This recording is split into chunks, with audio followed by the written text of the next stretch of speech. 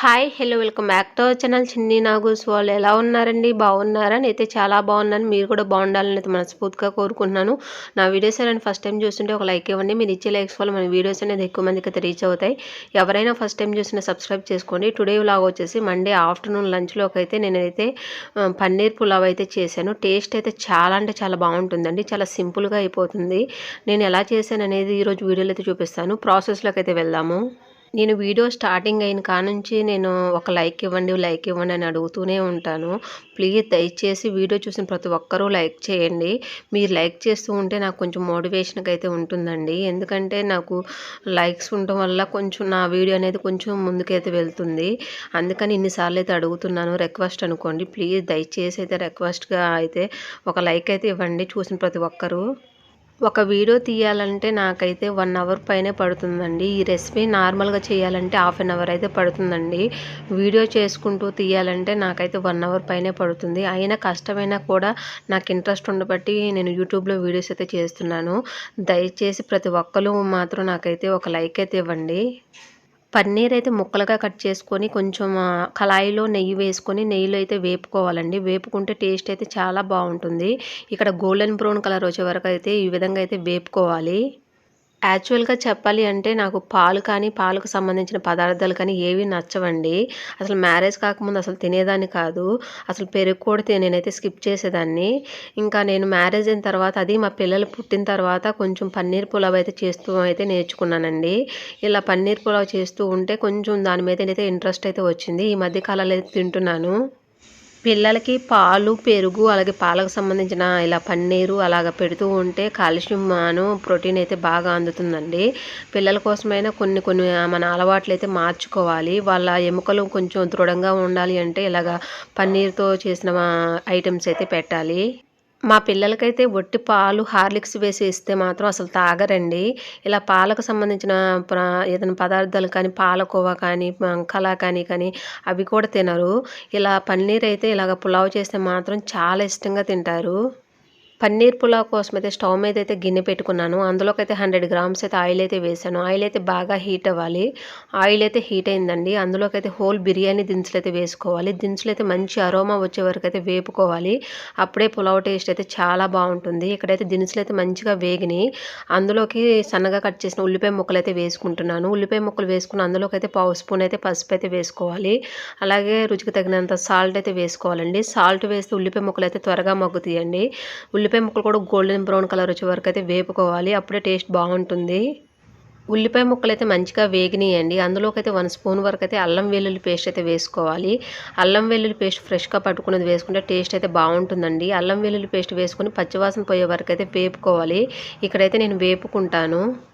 అలాగే అందులోకైతే టమాటా ముక్కలు, అలాగే పచ్చిమిరపకాయ చీలికలైతే వేసుకొని 2 నిమిషాలైతే మగ్గనివ్వాలి. అలా మగ్గనిస్తే మనకి టమాటా ఫ్లేవర్ కూడా పట్టి టేస్ట్ అనేది బాగుంటుంది. పులావ్‌కి మోస్ట్ టేస్ట్‌నిచ్చేది పుదీనా అండి. సన్నగా కట్ చేసిన పుదీనా, కొత్తిమీర అయితే యాడ్ చేసుకుంటున్నాను. ఇక్కడ యాడ్ చేసుకున్న తర్వాత తిప్పుకొని 2 నిమిషాలైతే మగ్గనివ్వాలి. ఆ ఫ్లేవర్ కూడా పట్టి టేస్ట్ అనేది బాగుంటుందండి. ఇక్కడైతే మగ్గనిస్తాను. నిన్న సండే కదా చికెన్ గ్రేవీ కర్రీ అయితే చేశానండి. ఆ కర్రీ అయితే ఇంకా ఈరోజు కూడా ఉంది. ఇంకా సర్లే కర్రీ ఉంది కదా అనేసి అయితే నేనైతే ఇంకా పన్నీర్ పులావ్ అయితే చేస్తున్నాను. కాంబినేషన్ అయితే చాలా అంటే చాలా బాగుంటుందండి. ఒకసారి మాత్రం ట్రై చేయండి. అలాగే అందులోకైతే 1 స్పూన్ వరకైతే బిర్యానీ మసాలా అయితే వేసుకుంటున్నాను. నేను బిర్యానీ మసాలా డీమార్ట్‌లో అయితే తీసుకున్నానండి. ఫ్లేవర్ అయితే చాలా అంటే చాలా బాగుంటుంది బిర్యానీ మసాలా వేసుకుంటే. అందులోకి బిర్యానీ మసాలా వేసుకొని 2 నిమిషాలైతే మగ్గనివ్వాలి. మగ్గిన తర్వాత అందులోకైతే పెరుగైతే యాడ్ చేసుకుందాము. యాక్చువల్‌గా అయితే టేస్టింగ్ సాల్ట్ అయితే వెయ్యాలండి. నేనైతే అసలు వెయ్యట్లేదు. ఎందుకంటే ఈ మధ్య హెల్త్ ప్రాబ్లమ్స్ వస్తున్నాయి కదా! నేనైతే ఈ మధ్య స్కిప్ చేస్తున్నాను. అందులోకైతే పెరుగైతే వేసుకున్నాను. 1 కప్పు వరకైతే పెరుగైతే వేసుకోవాలి. పెరుగు ఎక్కువ వేసుకుంటే టేస్ట్ అయితే చాలా అంటే చాలా బాగుంటుందండి. అందులోకి ఒక అర స్పూన్ వరకైతే కారం అయితే యాడ్ చేసుకోవాలి. కారం వేసుకొని తిప్పుకొని 2 నిమిషాలైతే మగ్గనివ్వాలి. ఆ కారం కూడా పచ్చిదనం పోయి టేస్ట్ అనేది బాగుంటుంది. చాలామంది ఎసరు పోసిన తర్వాత రైస్ అయితే యాడ్ చేసుకుంటారండి. నేను అలా అయితే చేయను. ముందు నేను రైస్ అయితే వేసుకుంటాను. నేనైతే 1 అవర్ ముందే నానబెట్టుకున్నాను. నానబెట్టుకున్న రైస్ అయితే వేసుకుంటున్నాను. వేసుకొని ఒక 5 నిమిషాలైతే ఆయిల్‌లో అయితే ఫ్రై అవ్వనిస్తాను. మంచిగా ఫ్రై చేసుకుంటే మనకి పులావ్ టేస్ట్ అయితే చాలా బాగుంటుంది. పులావ్ అయితే బాస్మతి రైస్‌తో చేద్దాం అనుకున్నాను. ఇంట్లో బాస్మతి రైస్ అయితే అయిపోయినాయండి. ఇంకా నార్మల్ రైస్ అయితే ఉంది. ఎప్పుడు బాస్మతి రైస్‌తో చేస్తున్నాను కదా! ఈసారి నార్మల్ రైస్‌తో చేద్దాము. టేస్ట్ అయితే చాలా బావుంటుందండి. ఇలా మనం బాస్మతి రైసే కాదండి, మనం ఏ రైస్‌తో చేసినా చేసే విధానంలో ఉంటుంది టేస్ట్ అనేది. నేనైతే 1 గ్లాస్ అయితే రైస్ తీసుకున్నాను. అదే గ్లాస్ అయితే 2 గ్లాసెస్ అయితే వాటర్ అయితే యాడ్ చేసుకోవాలి. అదే బాస్మతి రైస్‌కి అయితే 1 ½ గ్లాసెస్ అయితే వాటర్ అయితే పోసుకోవాలండి. ఇది నార్మల్ రైస్ కాబట్టి 2 గ్లాసెస్ అయితే వాటర్ అయితే పోసుకొని మంచిగా మరగనివ్వాలి. అలా వాటర్ పోసిన తర్వాత మనం ముందుగా ఫ్రై చేసుకున్న పన్నీర్ ముక్కలైతే వేసుకోవాలి. పన్నీర్ కూడా యాడ్ చేసుకొని తిప్పుకొని ఒకసారైతే ఉప్పు అయితే చెక్ చేసుకోవాలండి. ఈ స్టేజ్‌లో ఉన్నప్పుడు ఒకసారైతే ఉప్పు అయితే చెక్ చేసుకోవాలి. నాకైతే ఇక్కడైతే ఉప్పు చాలలేదండి. నేనైతే ఉప్పు అయితే వేసుకుంటాను. ఇలా పన్నీర్ వేసిన తర్వాత 10 నిమిషాలైతే హై ఫ్లేమ్‌లో ఒక 10 నిమిషాలైతే లో ఫ్లేమ్‌లో అయితే ఉడికించుకోవాలి. అలా ఉడికించుకుంటే యమ్మీగా ఉండే పన్నీర్ పులావ్ అయితే రెడీ అవుతుంది. ఇక్కడ మూత పెట్టయితే ఒక 10 నిమిషాలైతే హై ఫ్లేమ్‌లో అయితే ఉడికించుకుంటాను. ఎప్పుడు బిర్యానీ చేసినా, పులావ్ చేసినా నేను చెప్పే టిప్పేనండి. ఇక్కడ హై ఫ్లేమ్‌లో 10 నిమిషాలు ఉడికింది కదా! మనమైతే అట్ల పెనాన్నయితే హీట్ చేసుకోవాలి. హీట్ చేసుకున్న అట్ల పెనం మీద మనం ఈ గిన్నెనైతే పులావ్ గిన్నెనైతే పెట్టుకొని 10 నిమిషాలైతే లో ఫ్లేమ్‌లో అయితే ఉడికించుకోవాలి. అలా ఉడికించుకుంటే మనకు అడుగంటకుండా, మాడకుండా అయితే వస్తుందండి. ఈ టిప్ అయితే ఫాలో అవ్వండి. చాలా మంచిగా వర్క్ అవుతుంది. యమ్మీగా ఉండే వేడి వేడి పన్నీర్ పులావ్ అయితే రెడీ అయిందండి. ఇది వేడి వేడిగా తింటే మాత్రం టేస్ట్ అయితే సూపర్‌గా ఉంటుంది. ఒకసారి ఈ ప్రాసెస్‌లో అయితే ట్రై చేయండి. మీరు ఈ ప్రాసెస్‌లో ట్రై చేసి మీకు ఎలా వచ్చిందో కూడా కామెంట్ అయితే చేయండి.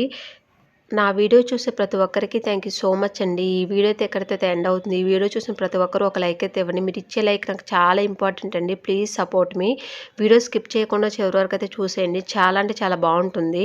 ఐ హోప్ ఈ వీడియో నచ్చిందని అనుకుంటున్నాను. వీడియో నచ్చితే మాత్రం ఒక లైక్ ఇవ్వండి. మీరు ఇచ్చే లైక్ నాకు చాలా ఇంపార్టెంట్ అండి. ప్లీజ్ అండి.